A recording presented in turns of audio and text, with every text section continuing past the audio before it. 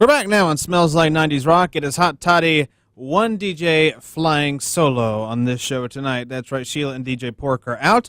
If you were tuning in the last hour, you heard me talk about some of the fantastic rides that I got to be a part of and got to ride at Universal Studios in Orlando, Florida. If you know Universal Studios, you know that it's two parks. There's the actual Universal Studios park, then you have Islands of Adventure, which is right next door. And we talked about the Universal rides in the last hour. Now we're going to talk a little bit about the Islands of Adventures rides. Islands of Adventure rides. We'll get that out.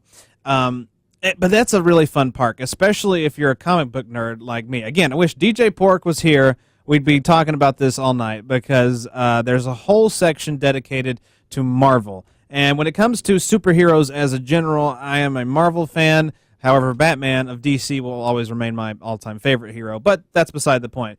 What I'm saying is that there's a whole section devoted to Marvel, and it's a really, really cool area. And there's two major rides that come out of there. And we always ride them anytime that we go to Islands of Adventure. I'll start with this one, the Incredible Hulk roller coaster. If you've never ridden it before, never been there, and you're going at some point, that you got to make that priority as a roller coaster that you ride because it's amazing. It doesn't start like a normal roller coaster, like you just climb up a hill and then you go down the hill and start different. No. You are shot up the hill, and then you are shot down the hill. No roller coaster does that. Then as far as I know, Incredible Hulk's the only one that does that, and well, it should, because I mean it's a great, it's just a fantastic roller coaster and a lot of fun to ride, and it's just crazy. There's so many loops. I'd forgotten how many loops were in that particular ride, but it's a lot of fun. But word of advice: if you're going to ride the Incredible Hulk, make sure you plan on going on a day that it's not raining. Because we went yesterday, which was our last day, and it piss poured the rain. I should tell you, though, the state of Florida, the entire state of Florida is currently in a tropical depression, so it essentially rains every single day down there right now, and then you'll have those bits and pieces, parts of the day where it stops for just a little while, and then it'll come back a few minutes later. But we tried when we first got into the park that day, getting into the Hulk, and we waited in line because the line was huge, and eventually started raining. And they still run the roller coaster even when it's raining, but they stop when they find out there's lightning in the area. There was lightning in the area, so they had to shut it down for a while. And then we just had to we waited in line for another 20-30 minutes. We're like, we can't do this. We got other things we got to do. So we left the line, got out into the rain, and went on to the next ride we'll get to. But eventually we came back to the Hulk, and we got to ride it. It was a lot of fun. Now, the next ride that we rode is called The Amazing Adventures of Spider-Man, and Spider-Man is one of my favorites. It's another one of those where you sit in the car, and the car actually moves through the building, and you eventually come to screens here and there and see things happening, and it's really, really cool. That's a great ride. It's always been a great ride since they've had it. It originally was based, the whole thing is based around the cartoon series that was around, in the 90s. But originally it was the actual characters from the cartoon, like the actual animated characters were on your screen doing their thing. And eventually it got kind of honky-tonk, so they had to rework it, and they've reworked it very, very well. They almost look, it's more like Pixar-type animation, maybe even better than that. I'm not real sure just how great. I don't know how you look at Pixar. I look at Pixar as pretty damn good in animation, so maybe this was a step ahead or in their same level. I don't know. But they've stepped up their game with this ride, and it's really, really cool how well they've done it. And they put Stan Lee in there. So Stan Lee, just like he makes cameo appearances in his movies, in his comic book movies, he's now making an appearance in the Spider-Man ride. So that's really cool.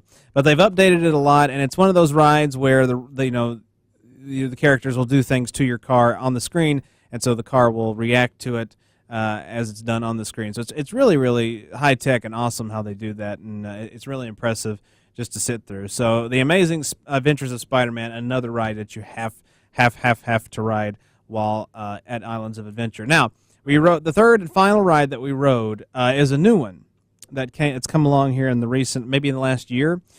I think it was this year. I think this might have been its first year, or maybe it was last year. I don't know. Anyway, it's called Reign of Kong, Skull Island, Reign of Kong, and it's based around Peter Jackson's King Kong film from back in the early 2000s.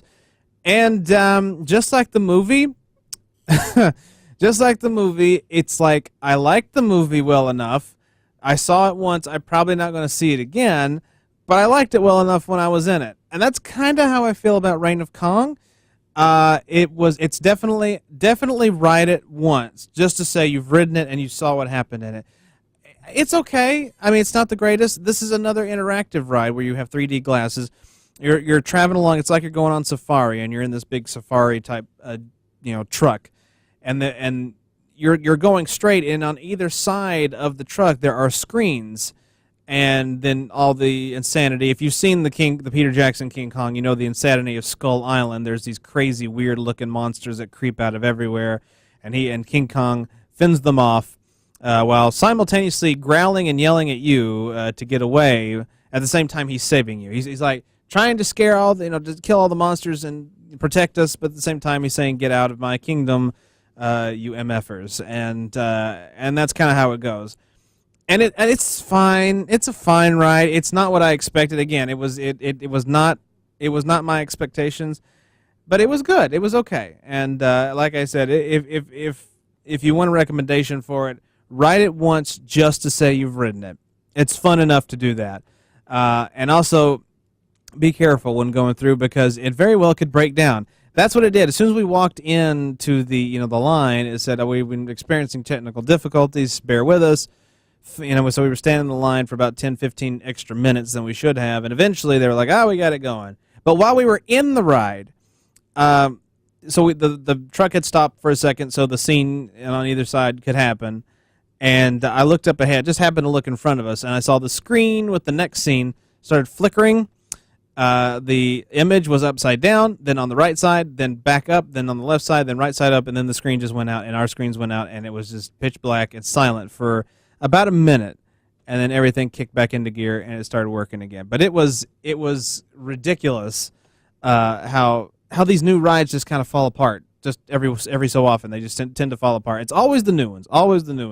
Tend to do that, but Skull Island, Reign of Kong, ride it just to say you've ridden it, and that'll do. But everything else, highly recommended. And that's sort of in a nutshell our little trip to Universal Orlando. It was a lot of fun. Like I said, I'm probably still a little jet lagged. I am exhausted right now. I'm not even real sure if I'm talking, but if I am, I hope you're enjoying what I'm saying. But with that in mind, we probably should go back to the music. But yeah, this is no excuse why Sheila and DJ Pork had plans. He told me, but Sheila should be here. No oversleeping. I didn't oversleep. I was on a 6 a.m. flight this morning, so I don't want to hear it. That's all I gotta say.